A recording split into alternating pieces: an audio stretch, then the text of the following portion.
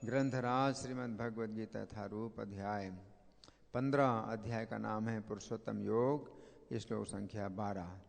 जहाँ धागा लगा है वहीं उसी के आसपास होगा। माता जी टेबल ले लो, टेबल के साथ में लीजिए। टेबल इसलिए रखी है किताब रखने के लिए। इनको खोल दीजिए, श्लोक निकाल दीजिए। मिल गया श्लोक? सबको मिल गया? मेरे पीछे बोलिए। यदादित्य गतं तेजो जगद भासयते अखिलम् यच्चंद्रमसि यच्चाग्नो तत्तेजो विद्धि मामकम्। यदादित्य गतं तेजो जगद भासयते अखिलम् यच्चंद्रमसि यच्चाग्नो तत्तेजो विद्धि मामकम्। यदादित्य गतं तेजो जगद भासयते अखिलम् यच्चंद्रमसि यच्चाग्नो तत्तेजो विद्धि मामकम्। बोलिए सब लोग।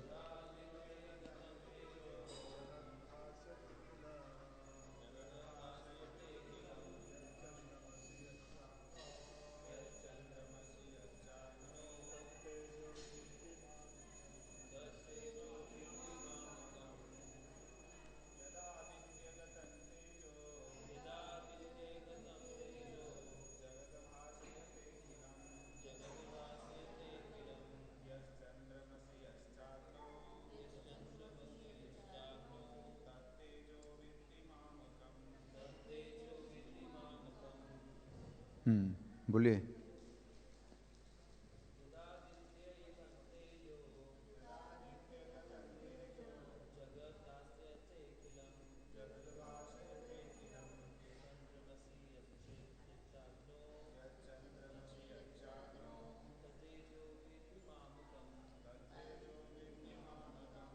और बोलिए।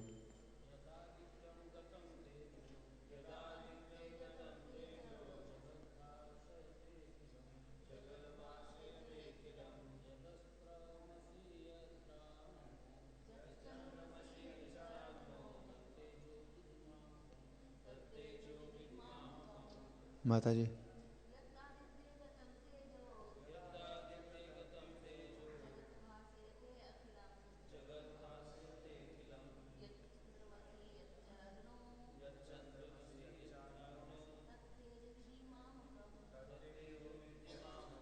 बोलो, आप भी बोलो।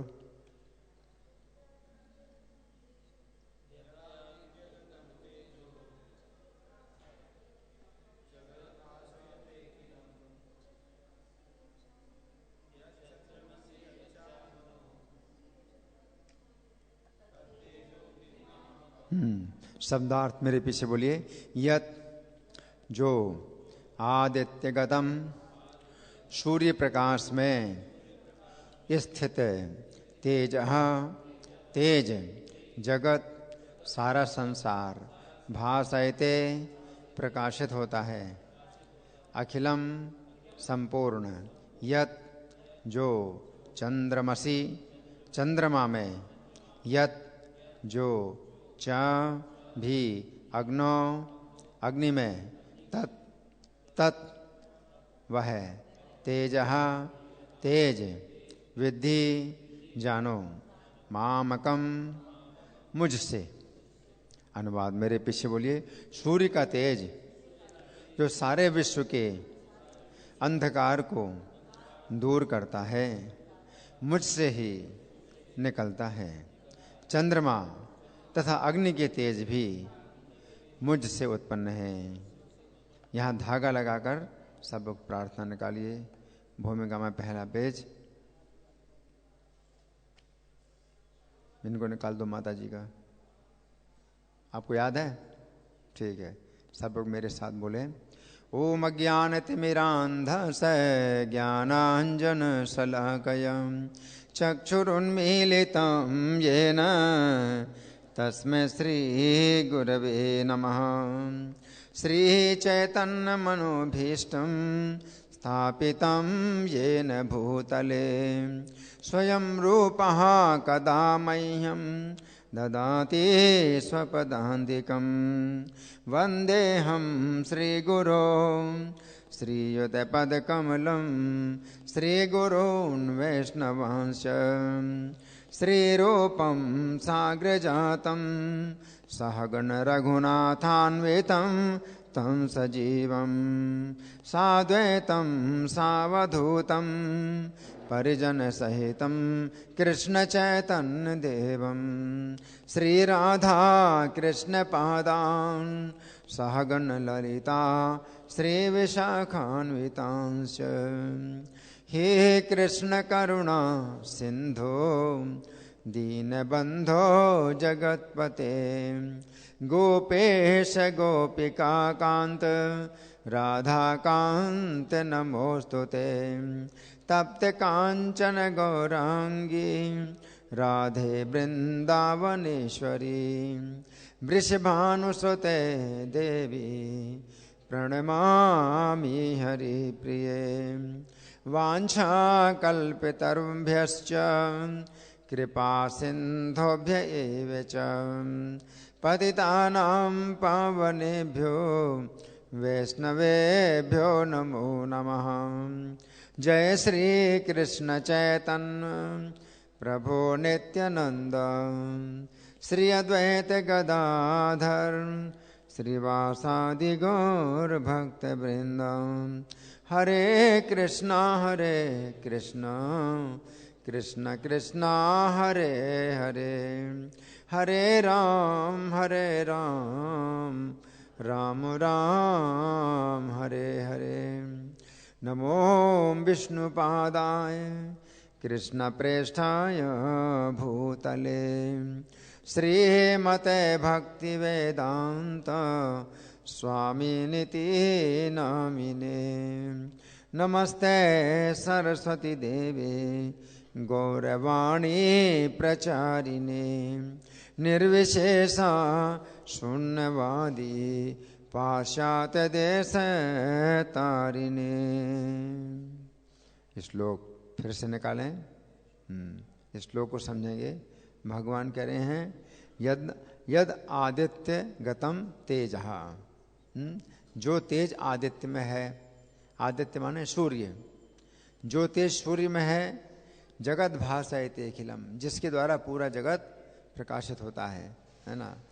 और यह चंद्रमसी, जो चंद्रमा में है तेज है, यह चाग्नो, जो अग्नि में तेज है, तत्तेजो विद्धि मामकम, वो तेज मेरा ही जानो। भगवान कह रहे हैं वो तेज मेरा ही जानो, है ना। तो ये भगवान की आज्ञा है कि हम जानें।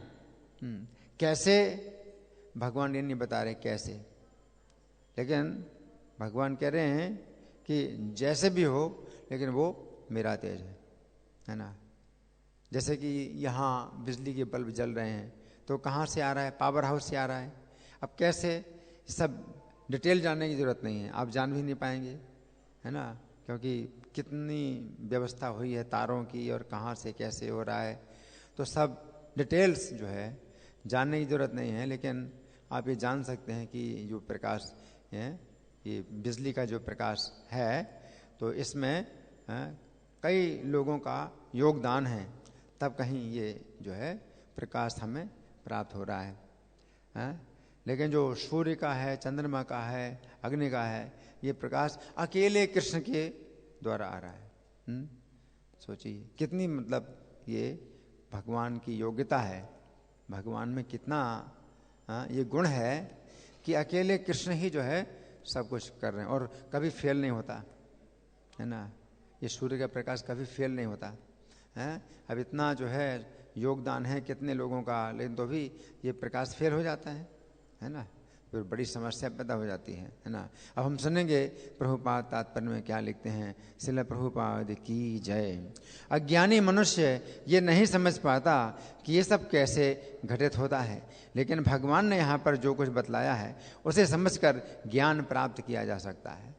तो ये पूर्ण ज्ञान, अगर आप इसका डिटेल नहीं जानते है ना कि कैसे भगवान ने बनाया, तो भगवान इसकी पूरी हिस्ट्री नहीं बताएंगे, इतिहास कि सूर्य का जो है तेज भगवान ने कैसे बनाया, तो कुछ जानने की जरूरत नहीं है। ये पूरा ज्ञान है कि भगवान जो है सूर्य में तेज दे रहे हैं, और भगवान को इसमें कुछ परिश्रम ही नहीं करना पड़ता है, भगवान को कोई ज़्यादा व्यवस्था नहीं करनी पड़ती है।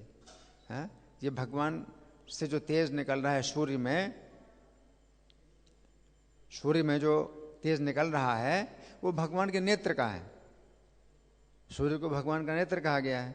तो आपके नेत्र से जो भी है प्रकाश, आपके नेत्र में जो भी है, देखने की शक्ति आपके अंदर है, तो उसमें आपको कोई प्रयास थोड़ी करना पड़ता है। उसी प्रकार से भगवान को कोई प्रयास नहीं करना पड़ता है कि सूर्य में उन्होंने जो अपना तेज दे दिया है, कि सूर्य में जो तेज है ये उनका नेत्र से आ रहा है ना। उनके नेत्र में जो तेज है तो उसमें उन्हें कुछ भी परिश्रम नहीं, भगवान को कोई परिश्रम नहीं है। चंद्रमा में जो प्रकाश है तो उनके मन का प्रकाश है, तो भगवान के मन में जो शीतलता है, उनके मन में जो प्रकाश है वो चंद्रमा में आ रहा है। अग्नि में जो है जो तेज है, अग्नि भगवान का मुख है ना। तो आपके मुख में भी आग होती है ना।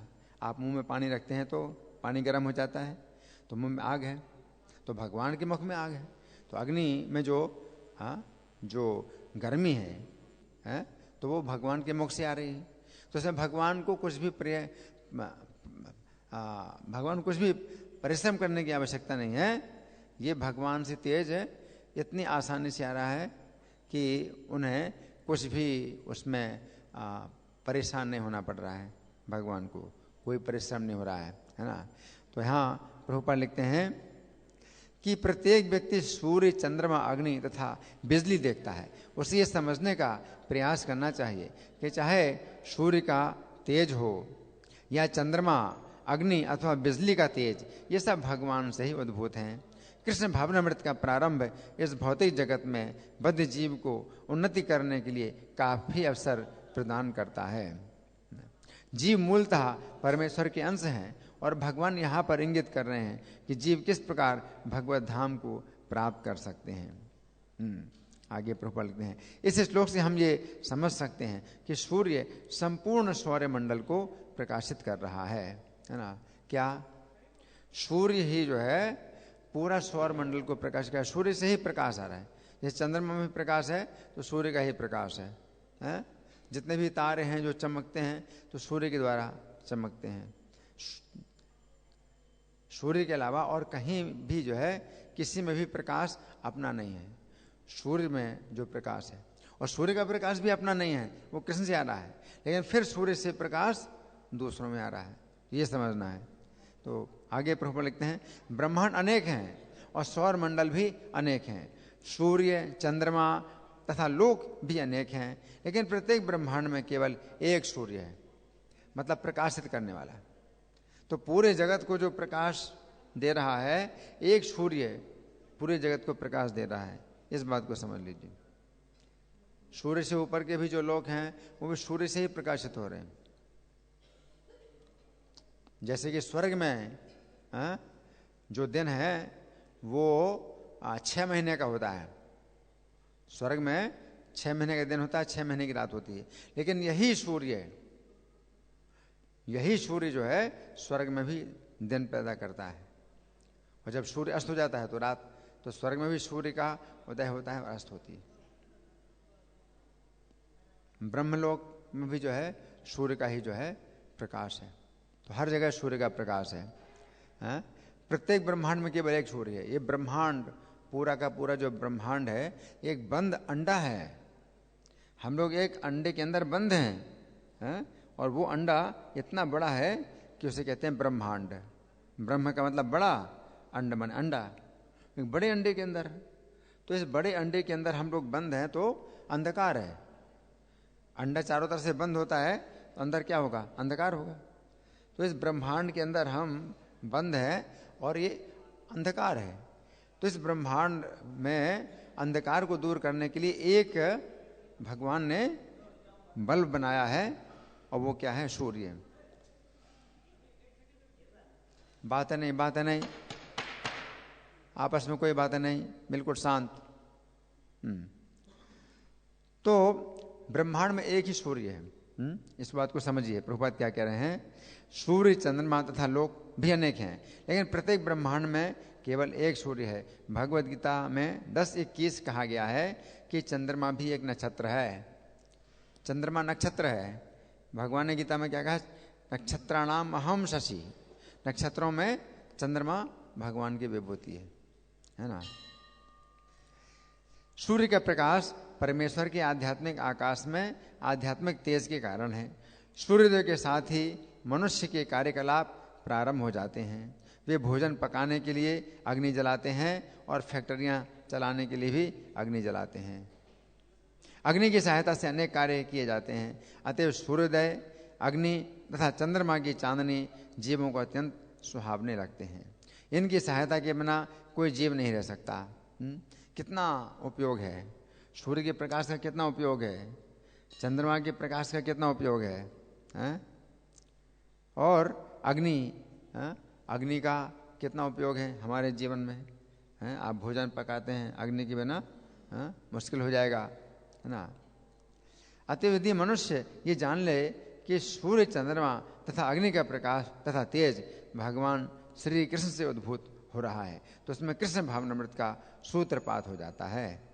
तो भगवान की महिमा देखने का एक बड़ा अच्छा तरीका है। आप सूर्य को देखते हैं तो आप सोचिए कि सूर्य में जो है ये कितना जो है गुण है। सूर्य के द्वारा हमें कितना प्रकाश मिल रहा है। आप सोचिए, जैसे ये बिजली का जो प्रकाश हमें मिल रहा है तो इसका कितना बिल देना पड़ रहा है? तो सूर्य के प्रकाश का अगर बिल बने तो कितना बनेगा? आप सोचिए कितना बिल बनेगा सूर्य के प्रकाश का, है ना। और हम कुछ नहीं दे रहे हैं, तो हमें चूंकि बिल नहीं देना पड़ रहा है तो हम महत्व नहीं समझ रहे। बिजली का बिल हमें देना पड़ता है तो हम बिजली का महत्व समझते हैं कि बिल। अब भगवान हमसे बिल नहीं ले रहे हैं, भगवान हमसे जो है बिल नहीं हमें दे रहे हैं इस बात का, सूर्य का, तो हम क्या सोचते हैं? कुछ नहीं है, ना भगवान ने बनाया। तो एक यही जो है अज्ञान है। अगर सूर्य का बिजली का बिल हम नहीं देते, कोई बिल हमें ना मिलता, बिजली के बिल का, बिजली का बिल नहीं मिलता हमें, बिजली का हम बिल चुकता नहीं करते, तो हम सोचते हैं ठीक है ऐसे ही चल रहा है ना। लेकिन सूर्य है, चंद्रमा है, अग्नि है, हमें चूंकि बिल नहीं मिलता है तो हम भगवान को मानते नहीं कि भगवान ने बनाया। तो ये जो है अज्ञान है ना।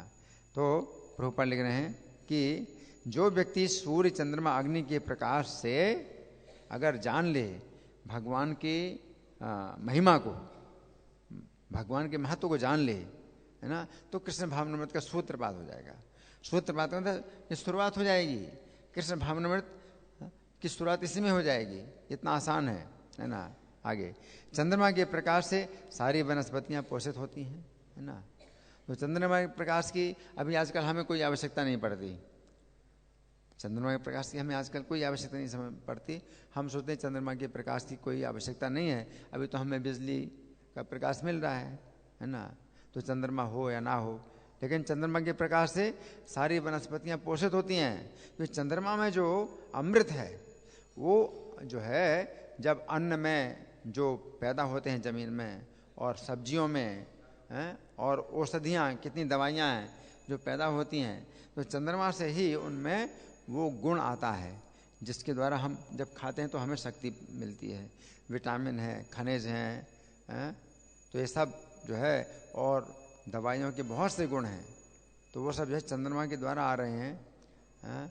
तो चंद्रमा के प्रकाश से सारी वनस्पतियाँ पोषित होती हैं। चंद्रमा का प्रकाश इतना आनंदप्रद है कि लोग सरलता से समझ सकते हैं कि वे भगवान कृष्ण की कृपा से ही जी रहे हैं। प्राचीन काल में चंद्रमा का ज़्यादा महत्व लोग समझते थे, क्योंकि चंद्रमा के प्रकाश में दिन भर का जो गर्मी से जो ताप पैदा होता था वो दूर होता था। उन दिनों ये नहीं होते थे ना, एसी, पंखा भी नहीं होते थे, एसी भी नहीं होते थे, कूलर भी नहीं होते थे। तो गर्मियों में जो ताप है वो कैसे दूर होता था? चंद्रमा के द्वारा। दिन भर गर्मी में जब आदमी झुलस जाए, है ना, और बहुत ताप हो जाता है शरीर का, तो चंद्रमा की चांदनी में के नीचे वो जब होते हैं तो उससे उनको शीतलता मिलती है, दिन भर का ताप दूर हो जाता है, तो चंद्रमा के द्वारा, है ना। आगे प्रभुपाद लिखते हैं कि उनकी कृपा के बिना ना तो सूर्य होगा, ना चंद्रमा, ना अग्नि, और सूर्य, चंद्रमा तथा अग्नि के बिना हमारा जीवित रहना संभव है। बद्ध जीव में कृष्ण भावन मृत जगाने वाले यही कतिपय विचार हैं। तो ये 3 चीज़ों के द्वारा हम भगवान का गुण देखें, और इसमें ही बहुत हमें बल मिलेगा, हमें बहुत बल मिलेगा, हमारे जीवन में बहुत सरलता आएगी, विनम्रता आएगी, हैं? लेकिन जब हम सूर्य के प्रकाश को लेते हैं लेकिन भगवान का गुण नहीं देखते हैं, तो एक प्रकार से एक बहुत हमारा नीच व्यवहार है भगवान के साथ, हैं? जैसे कि मैं आपको बहुत भोजन देता हूँ, आपको खिलाता हूँ, पिलाता हूँ, हैं, और आप मेरा गुण ना माने, तो ये क्या कहलाएगी?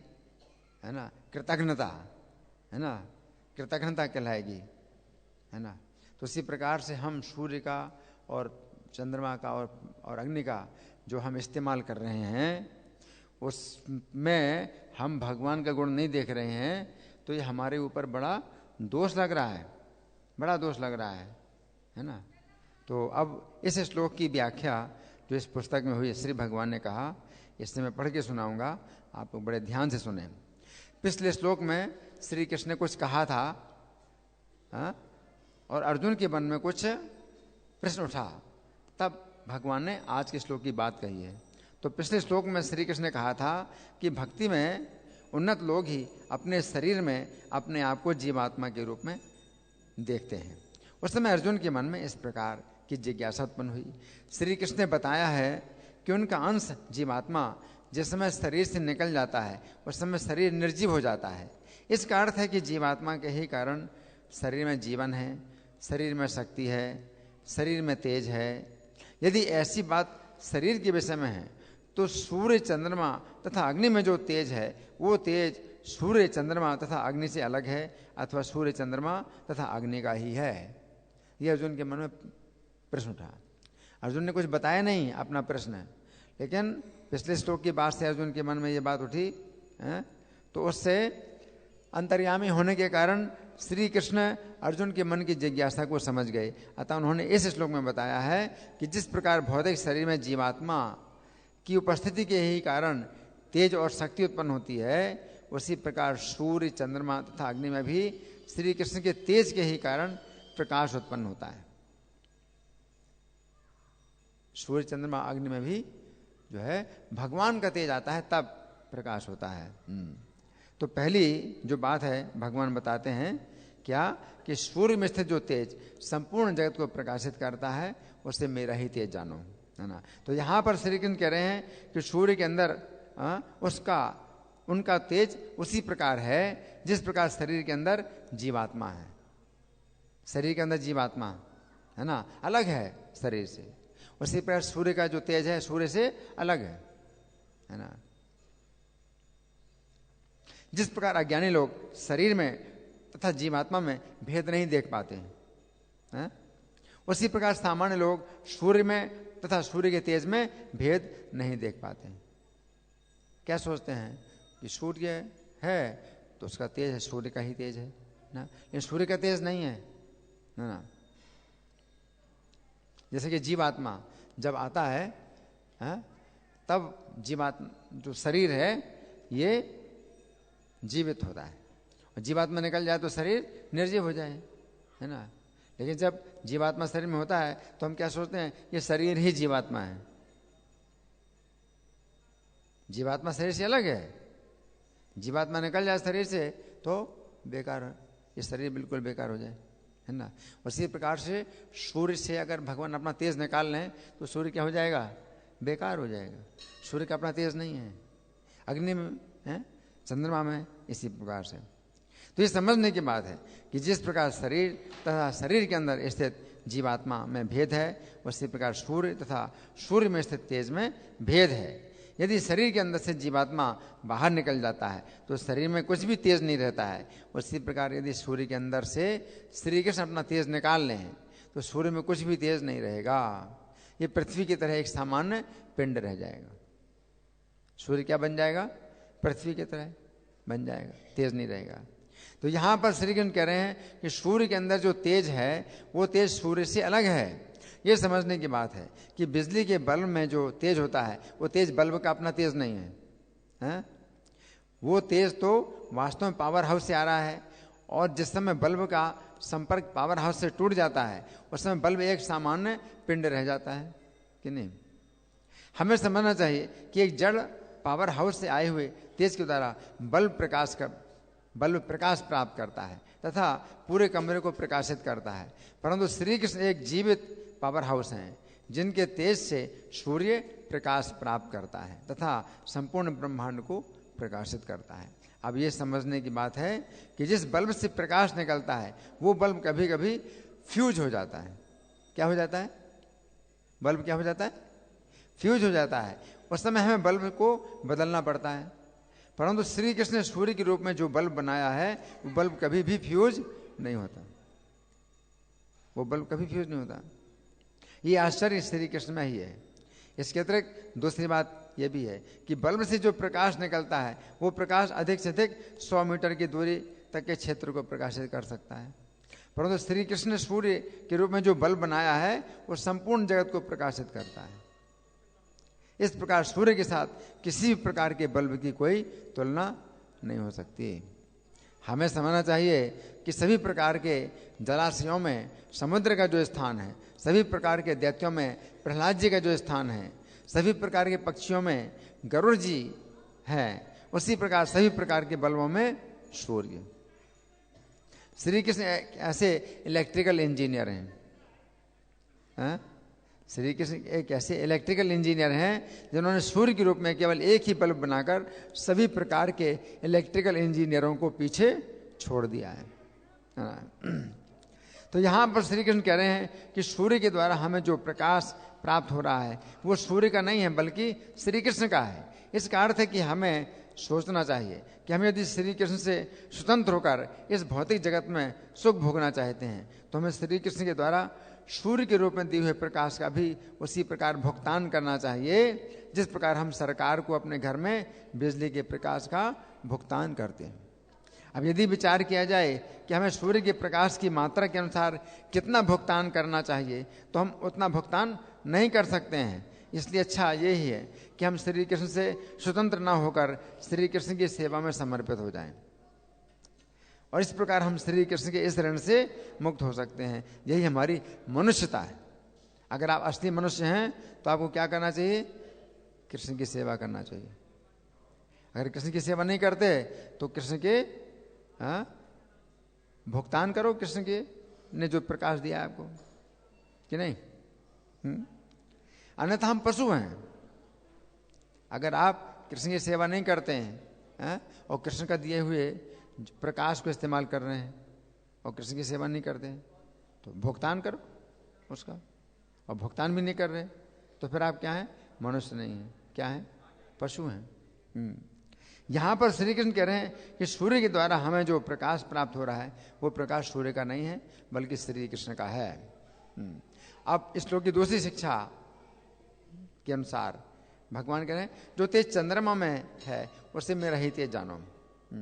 तो यहाँ पर श्री कृष्ण कह रहे हैं कि चंद्रमा के अंदर उनका तेज उसी प्रकार स्थित है जिस प्रकार शरीर के अंदर जीवात्मा स्थित होता है। जिस प्रकार अज्ञानी लोग शरीर और जीवात्मा में भेद नहीं कर पाते हैं उसी प्रकार सामान्य लोग भी चंद्रमा में और चंद्रमा के तेज में भेद नहीं कर पाते हैं।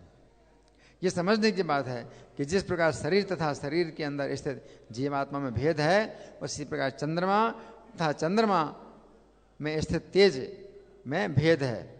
यदि शरीर के अंदर से जीवात्मा बाहर निकल जाता है तो शरीर में कुछ भी तेज नहीं रहता है। उसी प्रकार यदि चंद्रमा के अंदर से श्री कृष्ण अपने तेज को निकाल लें तो चंद्रमा में कुछ भी तेज नहीं रहेगा। ये क्या बन जाएगा? पृथ्वी की तरह। चंद्रमा क्या बन जाएगा? पृथ्वी की तरह एक पिंड बन जाएगा। यहाँ पर श्री कृष्ण कह रहे हैं कि चंद्रमा के अंदर जो तेज है वो चंद्रमा का नहीं है बल्कि श्री कृष्ण का है। यद्यपि चंद्रमा से जो भी प्रकाश निकलता है वो सूर्य का ही प्रकाश है जो चंद्रमा से परावर्तित होता है, परंतु श्री कृष्ण की ही ये योग्यता है कि चंद्रमा के प्रकाश में सूर्य के प्रकाश की तरह गर्मी ना होकर शीतलता है। ये भी आश्चर्य कृष्ण ने बनाया कि सूर्य का ही प्रकाश है जो चंद्रमा से आ रहा है, लेकिन ये चंद्रमा का प्रकाश कैसा हो गया? शीतल है ना, शीतल है। ये एक अत्यंत आश्चर्य की घटना है कि सूर्य का परावर्तित प्रकाश शीतल है जबकि सूर्य का प्रकाश गर्म है। प्राचीन काल में गर्मी को दूर करने के लिए कोई मशीन नहीं होती थी। उस समय दिन भर की थकान और गर्मी रात्रि के समय चंद्रमा के प्रकाश के ही द्वारा दूर होती थी। क्या समझे?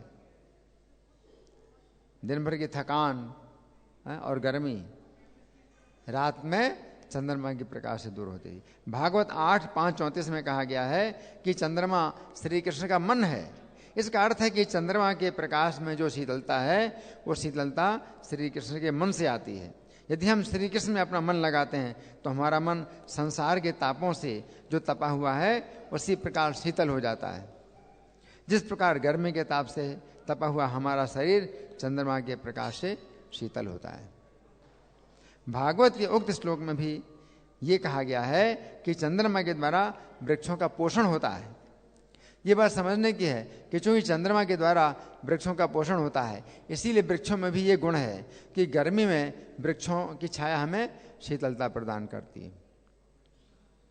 सोचिए कितनी गर्मी में है और आप पेड़ के नीचे बैठे हैं तो शीतलता मिलती है। पेड़ की छाया से जो शीतलता मिलती है वो आपको हजारों एसी लगाने से भी नहीं मिलेगी। पेड़ की छाया है ना। तो यहां पर श्री कृष्ण कह रहे हैं कि श्री कृष्ण ही चंद्रमा के प्रकाश को शीतल करते हैं ताकि हम रात्रि में सुखपूर्वक सो सकते हैं। ये बात समझने की है कि यदि चंद्रमा के प्रकाश में गर्मी होती तो रात्रि के समय सोने में हमें बाधा उत्पन्न होती है ना। अब तीसरी शिक्षा में भगवान कहते हैं अग्नि में स्थित जो तेज है उससे मेरा ही तेज जानो। तो यहां पर श्री कृष्ण कह रहे हैं कि अग्नि के अंदर उनका तेज उसी प्रकार है जिस प्रकार शरीर के अंदर जीवात्मा होता है। जिस प्रकार अज्ञानी लोग शरीर में और जीवात्मा में भेद नहीं देख पाते हैं उसी प्रकार सामान्य लोग भी अग्नि में और अग्नि के तेज में भेद नहीं देख पाते हैं। ये समझने की बात है कि जिस प्रकार शरीर और शरीर के अंदर स्थित जीवात्मा में भेद है उसी प्रकार अग्नि और अग्नि के अंदर स्थित तेज में भेद है। यदि शरीर के अंदर से जीवात्मा निकल जाता है तो शरीर में कुछ भी तेज नहीं रहता है। उसी प्रकार यदि अग्नि के अंदर से श्री कृष्ण अपने तेज को निकाल लें तो अग्नि में कुछ भी तेज नहीं रहेगा। ऐसी स्थिति में अग्नि एक तिनका भी नहीं जला सकता। और भगवान ने अग्नि का गर्भ दूर भी किया था। एक बार अग्नि देवता को गर्व हो गया था कि मेरे अंदर इतनी शक्ति है, संसार की हर चीज जला सकता हूं। तो भगवान एक तिनका रखा अग्नि के सामने, कहा जलाओ इसको, और अग्नि ने पूरी शक्ति लगा ली, तिनका भी नहीं जला पाए। क्यों? अग्नि में जो जलाने की शक्ति है वो भगवान की है, और भगवान अगर अपनी शक्ति खींच लेंगे अग्नि कुछ नहीं जला सकता, है ना। तो यहां पर श्री कृष्ण कह रहे हैं कि अग्नि में जो तेज है वो तेज अग्नि का नहीं बल्कि श्री कृष्ण का है। पद्म पुराण के सृष्टि खंड के अंतर्गत ये वर्णन आता है कि राजकुमार ने अपने घर से बाहर जाने के अवसर पर अपनी सुंदर पत्नी के चरित्र की रक्षा के लिए अपने अद्रोहक नामक मित्र के घर में उसे छोड़ दिया। सुनिए बड़े ध्यान से। एक राजकुमार ने क्या किया, घर से बाहर उसे जाना था, तो सुंदर पत्नी घर में अकेली रहेगी तो कैसे उसकी रक्षा होगी। तो अपनी सुंदर पत्नी को अपने मित्र अद्रोहक नाम के मित्र के घर में छोड़ दिया। अद्रोहक 6 मास तक अपनी पत्नी और राजकुमार की पत्नी के साथ एक ही सैया पर सोते रहे। उन्होंने कहा, अद्रोह ने कहा कि आपकी पत्नी के चरित्र की रक्षा के लिए मुझे क्या करना पड़ेगा कि अपनी पत्नी के साथ आपकी पत्नी को भी मैं एक ही सैया में सुलाऊंगा। एक ही सैया में आपकी पत्नी भी सोएगी, मेरी पत्नी भी सोएगी, मैं भी सोऊंगा, अद्रोह ने कहा। हाँ, वे पूर्ण रूप से निर्विकार बने रहे। अब 6 महीने के बाद उन्होंने अपने सत्य की परीक्षा देने के लिए अग्नि में प्रवेश किया। 6 महीने के बाद राजकुमार आए तो अद्रोह ने जो है अपने सत्य की परीक्षा दी कि आपकी पत्नी का चरित्र मैंने कितना सुरक्षित रखा। इसके लिए उन्होंने अग्नि परीक्षा दी। तो क्या किया, अग्नि में प्रवेश किया। उस समय श्री कृष्ण अग्नि के अंदर स्थित अपने तेज को खींच लिया और इस प्रकार अग्नि उनके शरीर, वस्त्र और केशों को भी नहीं जला पाया। जलती आग में प्रवेश कर गए। उनके बाल भी नहीं जले, कपड़े भी नहीं जले, शरीर भी नहीं जला, कुछ भी नहीं जला। क्यों? क्योंकि कृष्ण की शक्ति है अग्नि में, जलाने की शक्ति है ना। तो यहां पर श्री कृष्ण कह रहे हैं कि अग्नि के अंदर जो तेज है वो तेज अग्नि का नहीं है बल्कि श्री कृष्ण का है। इस श्लोक के बंगाली पद्यानुवाद में श्रील प्रभुपाद लिखते हैं। अब ये जो श्लोक है तो इसकी प्रभुपाद ने बंगाली कविता बनाई है। गीता के प्रत्येक श्लोक की प्रभुपाद ने बंगाली कविता बनाई है। तो बंगाली कविता में प्रभुपाद क्या लिखते हैं, ये सूर्य रे तेज अखिल जगते चंद्रे रे किरण किंबा आछे भाल मते हमारे प्रभाव से ही आभा से है आमी जाके आलोक दी से आलोक पाए। तो यहाँ पर श्री कृष्ण अर्जुन से कह रहे हैं आमी जाके आलोक दिए से आलोक पाए, अर्थात हे अर्जुन, अंधकार दूर करने की शक्ति मैं जिसे देता हूँ वही अंधकार दूर कर सकता है, अन्यथा सूर्य, चंद्रमा, अग्नि कोई भी अंधकार दूर नहीं कर सकते हैं। अतः अपने हृदय के अंधकार को दूर करने के लिए तुम मेरी शरण लो। तो इस तरह से इस श्लोक पर हमने कुछ चर्चा की आप लोगों के साथ में। अब हमारे पास कुछ समय है, आप लोगों के साथ कुछ विचार करें। आपकी ओर से कोई प्रश्न है, कोई चर्चा है, या मैं प्रश्न करूं? मैं प्रश्न करूं? ठीक है, तो मैं प्रश्न कर रहा हूं। इसमें भगवान जो कह रहे हैं कि सूर्य में स्थित जो तेज है वो पूरे जगत को प्रकाशित करता है ना। तो पूरे जगत को प्रकाशित करता है और भगवान कह रहे हैं कि ये तेज मेरे द्वारा आ रहा है ना। तो इस संबंध में हमने क्या विचार किया है, क्या विचार है जो हमने इसमें चर्चा की है, इस हम क्या चर्चा की है, कौन बताएगा? इस श्लोक में हमें कुछ हमारी चर्चा है ना, कुछ है? क्या चर्चा है? भगवान ने कहा कि सूर्य के अंदर जो तेज है मुझसे आ रहा है ना। तो बस इतना हमने सुन लिया, तो इतना पर्याप्त है या कुछ हमें सोचना है? क्या? हाँ जी, बताइए।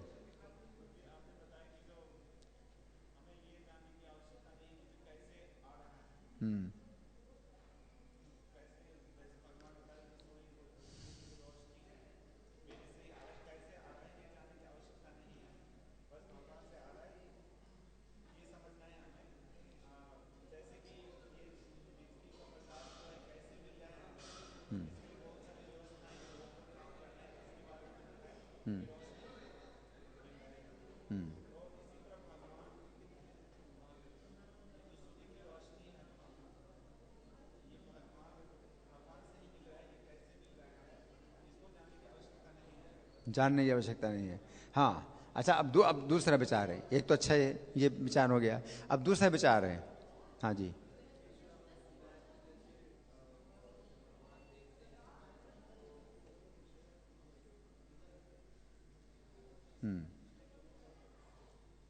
हाँ बोलिए। प्रभु जी, जैसे चंद्रमा है और जितनी भी चीज़ें हैं उसमें भी रोशनी जो आ रही है वो सूर्य से ही आ रही है। जो उस सूर्य एक ही है, तो भगवान अगर उससे ले लेंगे तो वो सूर्य का कोई कार्य नहीं है उसके बाद। तो जो भी सूर्य कर पा रहा है वो भगवान की ही उससे कर पा रहा है। भगवान की आँख जैसे है, आँख से तेज निकलता है। तो वो सूर्य की रोशनी है। तो भगवान को कोई उसके लिए प्रयास नहीं करना पड़ता, वो अपने आप ही आ रहे हैं, जैसे हमें देखने के लिए कोई प्रयास नहीं करना। बहुत अच्छा, बहुत अच्छा।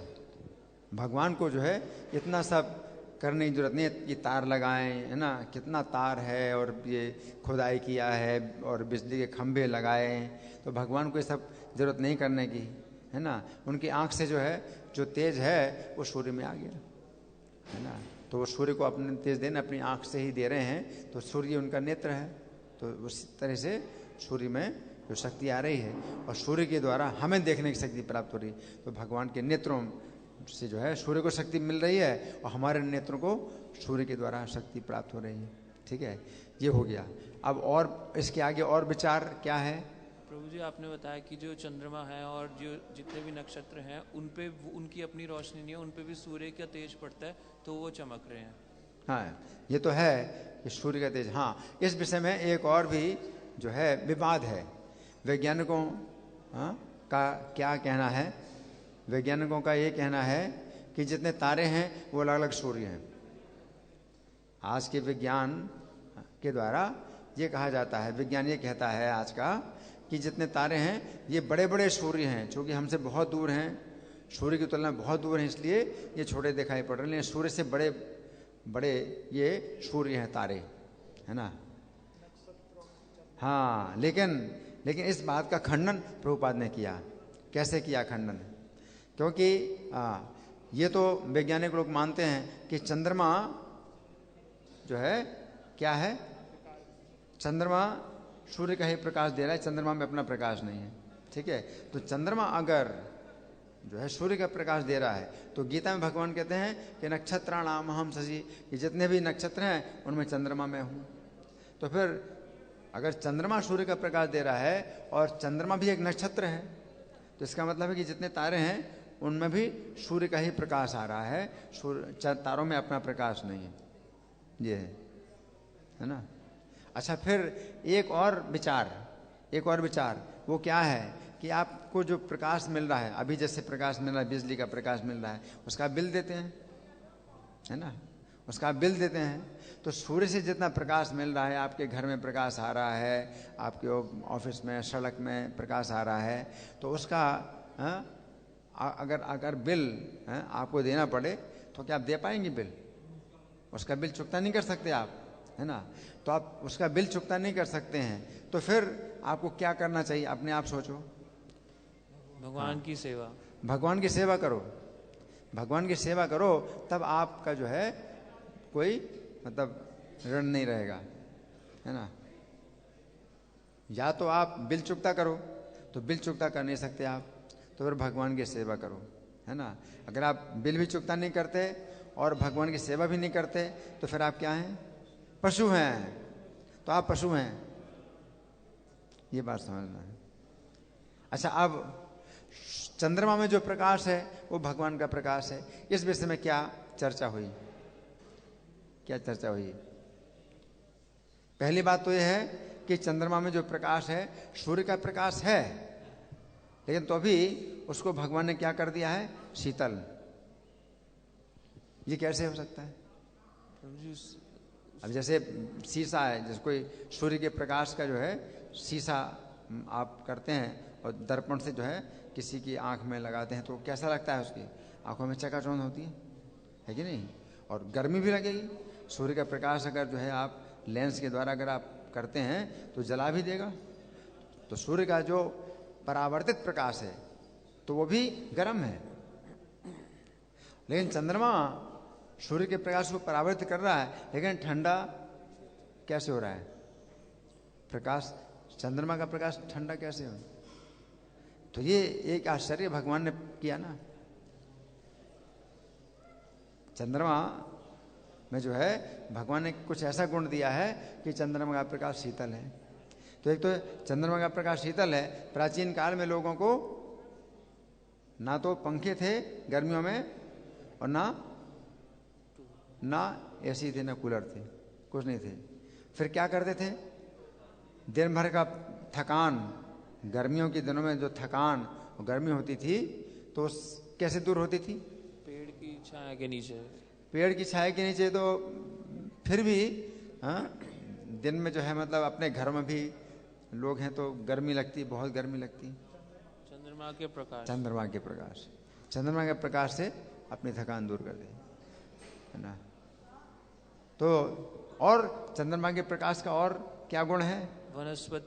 वनस्पतियां, जो वनस्पतियां उगती हैं तो चंद्रमा का प्रकाश पड़ता है तो उससे जो है वनस्पतियों में वो आती है, शक्ति आती है कि आप खाते हैं तो उससे आपको विटामिन मिलते हैं।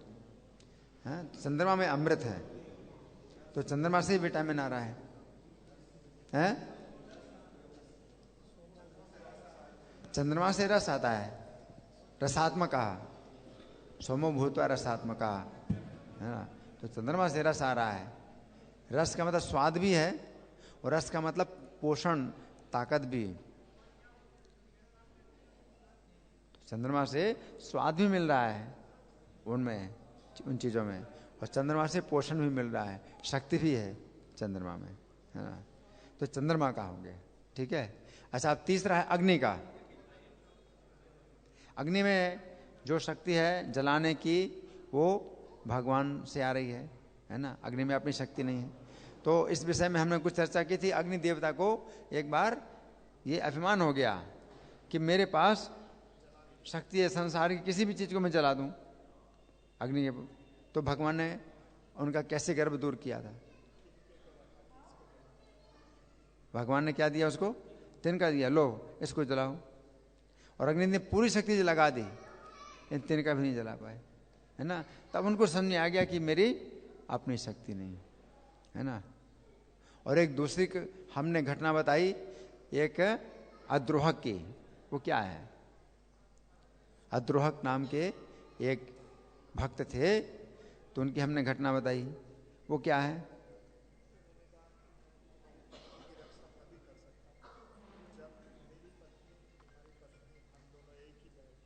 तीनों, मेरे साथ तुम्हारी दोनों पत्नियां एक ही सैया में सोएं, तभी मैं आपकी पत्नी की चरित्र की रक्षा कर सकता हूं। और 6 महीने तक वो इसी प्रकार से करते रहे। और 6 महीने के बाद जब वो राजकुमार आया अपनी पत्नी लेने के लिए, तो उसने अपनी वो जो अपनी सच्चाई को परीक्षा देने के लिए, अपनी सच्चाई की परीक्षा देने के लिए क्या किया? अग्नि में प्रवेश किया, जलती अग्नि में प्रवेश किया, है ना। और जलती अग्नि में प्रवेश किया तो भी न तो बाल जले, न कपड़े जले, हैं, न वो जला, है ना। तो ये कैसे हुआ? अग्नि में वो प्रवेश किया, जलती अग्नि में प्रवेश किया, हैं, और उसके बाल भी नहीं जले, कपड़े भी नहीं जले, हैं। इसका क्या कारण?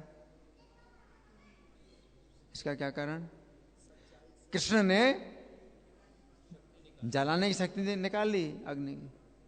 अगर कृष्ण अग्नि के अंदर से अपनी शक्ति निकाल लें तो अग्नि कुछ भी नहीं जला सकते,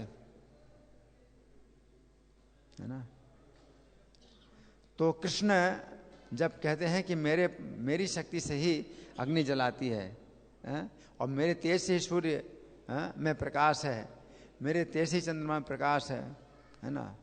तो कृष्ण अगर कह रहे हैं तो वो करके भी दिखाते हैं। कृष्ण जो कुछ भी कहते हैं वो करके भी दिखलाते हैं।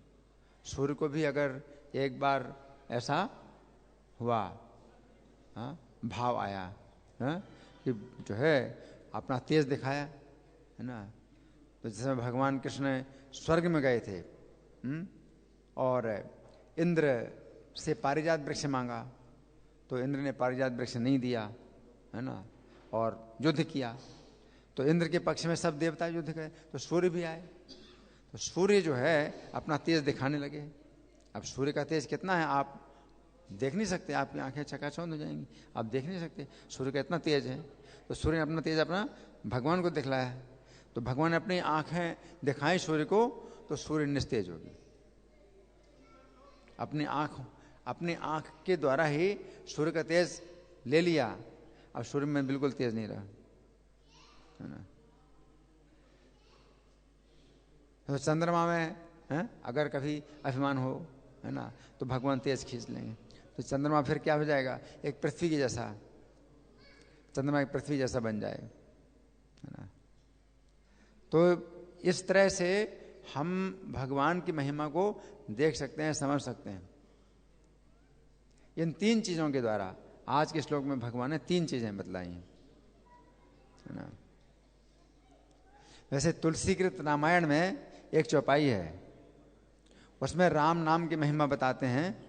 तो वो कहते हैं कि बंदव राम नाम रघुवर को, हेतु कृषाणु भानु हिमकर को।